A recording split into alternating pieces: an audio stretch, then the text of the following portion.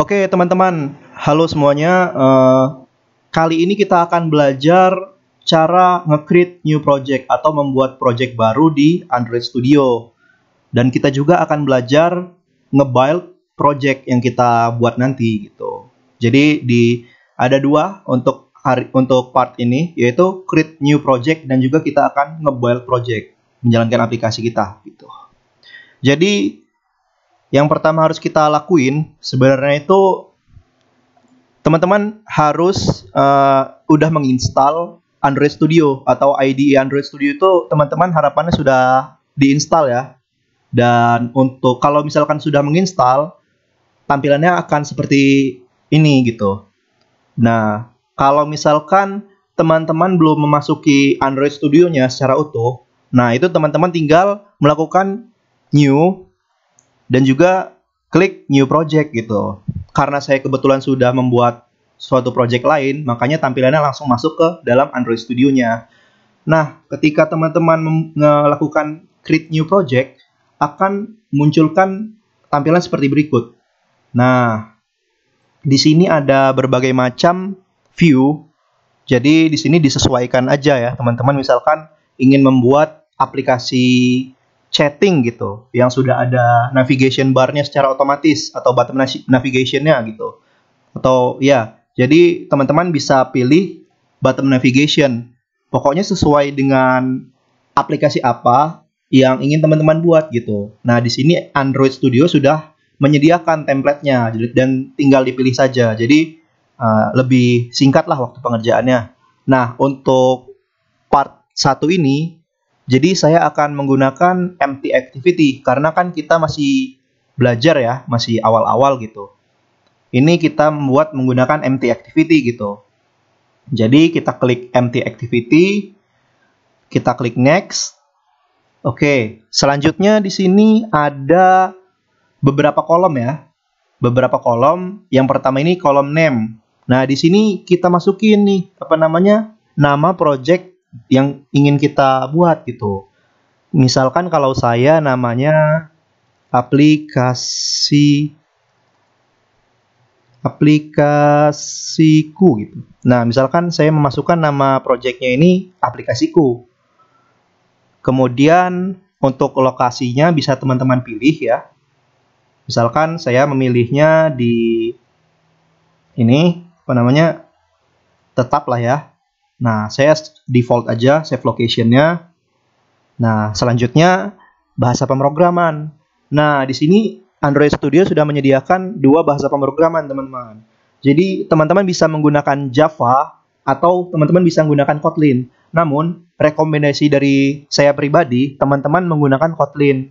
Karena Kotlin ini sudah disupport Google lah sebagai bahasa pemrograman untuk Android Studio. Nah, jadi teman-teman bisa belajar tuh bahasa pemrograman Kotlin. Di YouTube sudah bertebaran ya berbagai macam channel yang sudah memberi tutorial gratis Kotlin ini. Jadi teman-teman tinggal belajar aja sih gitu Kotlin.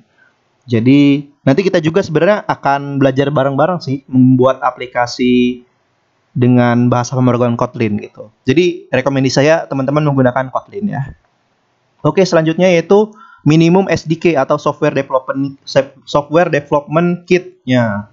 Jadi, maksud dari minimum SDK ini adalah project teman-teman nanti akan di-build dan juga project teman-teman ini akan bekerja di minimum Android.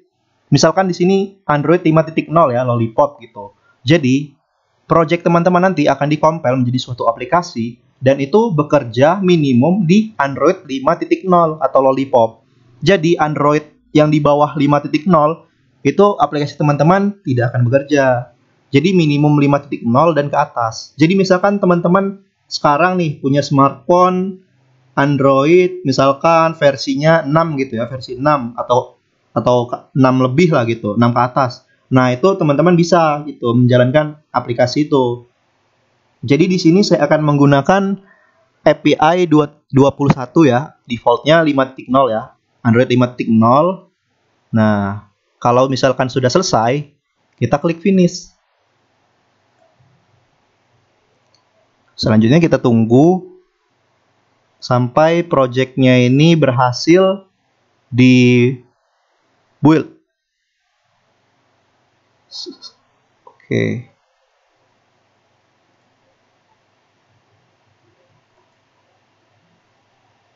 Nah, ini project kita sedang dilakukan ini ya, apa namanya, proses pemasangan lah istilahnya. Jadi tinggal kita tunggu aja. Mungkin kalau teman-teman yang baru menginstal Android Studio, mungkin untuk proses Gradle-nya ini memakan waktu yang cukup lama ya. Tapi tunggu aja, jangan khawatir. Pastikan juga ya inilah apa namanya, spek komputer atau laptop teman-teman juga memadai lah. Jadi semakin bagus spek dari teman-teman, semakin cepat juga selesai proses Gradle-nya. Oke, nah ini sekarang udah selesai ya proses Gradle-nya. Nah, di sini disediakan ada dua file nih. Ada mainActivity.kt juga mainActivity.xml. Ini maksudnya apa sih gitu kan? Mungkin teman-teman ada yang bertanya gitu kan. Jadi untuk di Android Studio sendiri, ketika kita membuat suatu project gitu, project awal gitu. Jadi teman-teman langsung disediakan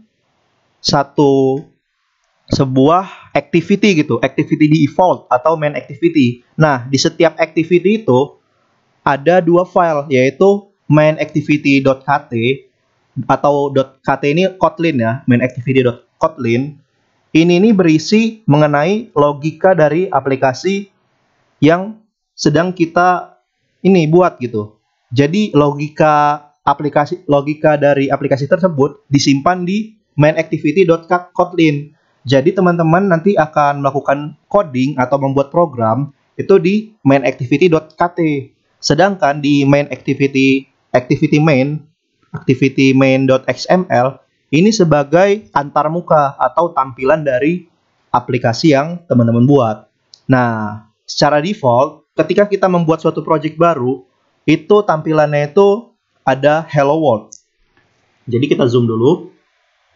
Nah, jadi ketika kita nanti melakukan proses build dan juga running aplikasi di smartphone teman-teman yang sudah berhasil di compile itu akan memunculkan tulisan Hello World. Nah, mungkin daripada teman-teman penasaran, kita langsung masuk ke materi yang kedua aja ya. Langsung kita running project kita bisa langsung melakukan running project dan kita juga akan melihat hasilnya bersama-sama gitu ya. Oke, untuk merunning suatu project, teman-teman diharuskan, misalkan teman-teman ingin menggunakan emulator, inilah smartphone teman-teman sebagai emulator gitu. Jadi teman-teman hanya pokoknya hubungkan smartphone teman-teman dengan kabel USB gitu. Nanti di settingnya itu di handphone teman-teman pokoknya harus USB debuggingnya dalam keadaan on ya, supaya terbaca di Android Studio gitu.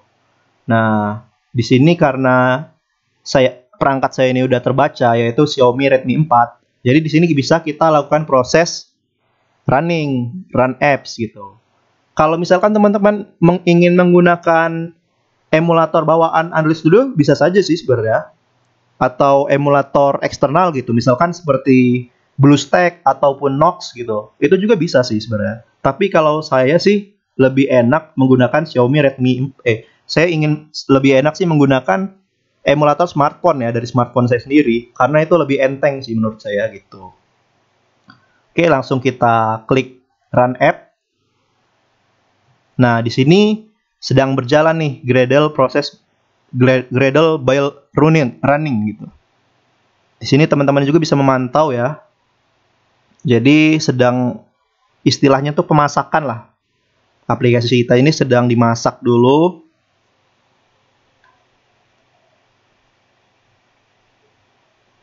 Nah, kita tunggu aja sebentar.